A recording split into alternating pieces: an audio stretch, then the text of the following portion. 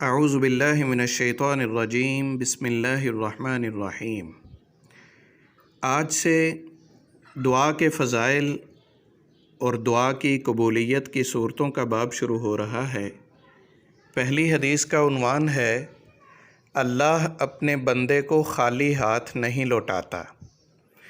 سیدنا سلمان فارسی رضی اللہ عنہ بیان کرتے ہیں کہ رسول اللہ صلی اللہ علیہ وسلم نے فرمایا، ان اللہ تعالی حیی کریم یستحیی اذا رفع الرجل الیہ یدیہ ان یردہما صفرا خائبتین۔ یقیناً اللہ تعالیٰ بہت حیا اور عزت والا ہے۔ بندہ جب اللہ کے سامنے اپنے ہاتھ اٹھاتا ہے تو وہ اس بات میں حیا محسوس کرتا ہے کہ انہیں خالی ہاتھ لوٹا دے۔ سنن ترمذی 3556۔ اچھا، یہاں ایک سوال پیدا ہوتا ہے کہ اگر اللہ تعالیٰ ہمارے اٹھائے ہوئے ہاتھوں کو خالی نہیں لوٹاتا تو پھر بہت سی ایسی دعائیں جو ہماری قبول نہیں ہوتی، ہماری مانگی ہوئی چیزیں مرادیں ہمیں ملتی نہیں ہیں، تو وہ پھر کیوں ہے؟ اس کا مطلب تو یہ ہے کہ ہمیں خالی ہاتھ لوٹا دیا گیا ہے۔ ایسا نہیں ہے۔ اس کی کیا وجہ ہے؟ نبی کریم صلی اللہ علیہ وسلم کا ارشاد ہے، ما من رجل یدعو اللہ بدعاء الا استجیب لہ۔ بندہ اللہ تعالیٰ سے کوئی بھی دعا کرتا ہے تو وہ ضرور قبول کر لی جاتی ہے۔ اس قبولیت کی صورت کیا ہوتی ہے؟ فَإِمَّا أَن يُعَجَّلَ فِي الدُّنْيَا، یا تو اسے وہ چیز جلد ہی دنیا میں ہی دے دی جاتی ہے جو اس نے مانگی ہوتی ہے، وَإِمَّا أَن يُدَّخَرَ لَهُ فِي الْآخِرَةِ، یا پھر وہ چیز اس کے لیے آخرت میں ذخیرہ کر لی جاتی ہے کہ اللہ تعالیٰ کو ہمارے احوال ہم سے بہت زیادہ بہتر معلوم ہیں، اور اللہ اپنے علم کے مطابق ہمارے حق میں یہ فیصلہ کرتا ہے کہ اس کو اگر یہ چیز میں دنیا میں نہ بھی دوں تو اس کا گزارا ہو جائے گا، لیکن اگر یہ چیز اس کو میں آخرت میں عنایت کر دوں گا تو اس کی آخرت سنور جائے گی، یہ عذاب سے بچ جائے گا، اس کو اچھا ٹھکانہ مل جائے گا۔ تیسری صورت قبولیت کی کیا ہے؟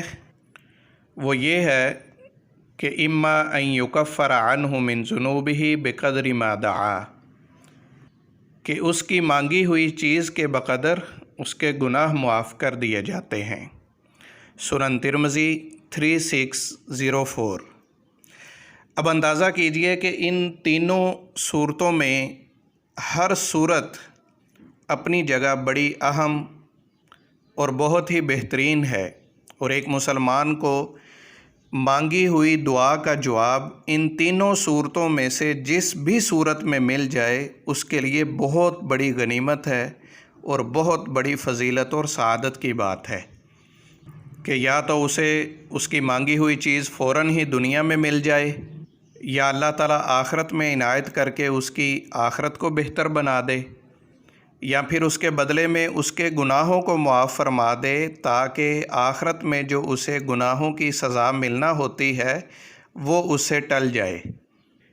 اس لیے ہمیں یہ ہرگز نہیں سوچنا چاہیے اگر عارضی طور پر اور وقتی طور پر دعا میں مانگی ہوئی چیز ہمیں نہیں ملتی تو ہمیں یہ ہرگز نہیں سوچنا چاہیے کہ ہماری دعا قبول نہیں ہوئی، بلکہ ضرور قبول ہو گئی ہوتی ہے، لیکن ان تینوں میں سے ایک صورت میں اللہ تعالیٰ نے قبول کی ہوئی ہوتی ہے، اور وہ صورت اللہ ہی بہتر جانتا ہے کہ ہمارے حق میں کون سی صورت بہتر ہے۔ اس لیے ہمیں دعائیں ضرور کرنی چاہیے، زیادہ سے زیادہ کرنی چاہیے، ایک آدھ بار دعا کر کے بے دل نہیں ہو جانا چاہیے، بلکہ مسلسل دعا کرتے رہنا چاہیے، کیونکہ ہماری ہر دعا کو اللہ تعالیٰ شرف قبولیت سے نواز رہا ہوتا ہے۔ دو اوقات ایسے ہیں جن میں دعا کی جانے والی بات کو اللہ تعالیٰ زیادہ اہمیت، فوقیت اور فضیلت عنایت فرماتا ہے۔ پہلا وقت کون سا ہے؟ سیدنا ابو ہریرہ رضی اللہ عنہ بیان کرتے ہیں کہ رسول اللہ صلی اللہ علیہ وسلم نے فرمایا، यतनज़्ज़लु रब्बुना तबारक व तआला कुल्ल लैलतिन इला समाइद दुनिया हीन यबक़ा सुलुसुल लैलिल आखिरु यक़ूल मन यदऊनी फ़अस्तजीब लह मन यसअलुनी फ़अउतियह मन यस्तग़फिरुनी फ़अग़फ़िर लह। रब ताला रोज़ाना रात को आसमान दुनिया पर नाजिल होता है और जिस वक़्त रात का आखिरी 1/3 हिस्सा बाकी रह जाता है उस वक़्त फरमाता है, कौन है जो मुझसे दुआ करे मैं उसकी दुआ को कबूल करूं, कौन है जो मुझसे मांगे मैं उसे अता करूं, कौन है जो मुझसे अपनी मग़फ़रत का तलबगार हो मैं उसे मग़फ़रत से नवाजूं। सहीहुल बुखारी 1145, सही मुस्लिम 758। इसलिए हमें सारी रात ख्वाब गफ़लत में गुजार कर सोए ही नहीं रहना चाहिए, बल्कि रात का कुछ हिस्सा अल्लाह के सामने भी गुजारना चाहिए। हालांकि इसमें हमारा ही फ़ायदा है कि हम ऐसे वक्त में अल्लाह ताला से अपनी मुरादें पा सकते हैं, अपनी इल्तिजाएं मांग सकते हैं और उससे अपनी हाजात व ज़रूरियात पूरी करवा सकते हैं। क्या हम अपने फ़ायदे के लिए भी रात का थोड़ा सा हिस्सा इस अमल के लिए कुर्बान नहीं कर सकते? अल्लाह ताला हमें अमल की तौफ़ीक बख्शे।